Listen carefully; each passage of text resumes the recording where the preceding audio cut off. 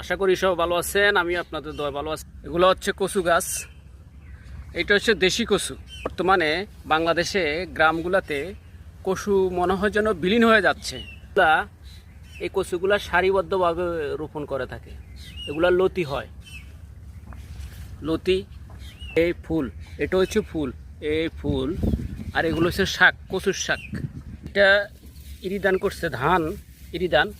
এটা রোপণ করছে, জ্বালা জ্বালা বসাইছে, জ্বালার পরে এভাবে রোপণ করছে। এটা সিনাইরি বলে। কি সুন্দর। এখন কিন্তু আমন ধানের আগের সিজন, কিন্তু আমন ধান না, এটা হচ্ছে আউশ ধান। এটা হচ্ছে বড়ি গাছ।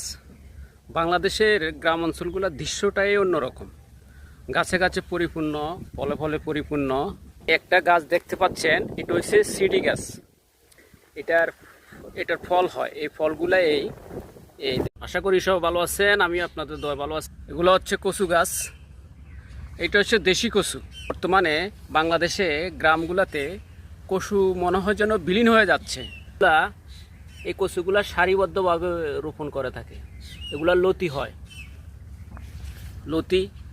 এই ফুল, এটা হচ্ছে ফুল, এই ফুল। আর এগুলো হচ্ছে শাক, কচুর শাক। এটা ইরিদান করছে, ধান ইরিদান। এটা রোপণ করছে, জ্বালা জ্বালা বসাইছে, জ্বালার পরে এভাবে রোপণ করছে। এটা সিনাইরি বলে। কি সুন্দর। এখন কিন্তু আমন ধানের আগের সিজন, কিন্তু আমন ধান না, এটা হচ্ছে আউশ ধান। এটা হচ্ছে বড়ি গাছ। বাংলাদেশের গ্রাম অঞ্চলগুলোর দৃশ্যটাই অন্যরকম। গাছে গাছে পরিপূর্ণ, ফলে ফলে পরিপূর্ণ। একটা গাছ দেখতে পাচ্ছেন, এটা হচ্ছে সিডি গাছ। এটার ফল হয়, এই ফলগুলা এই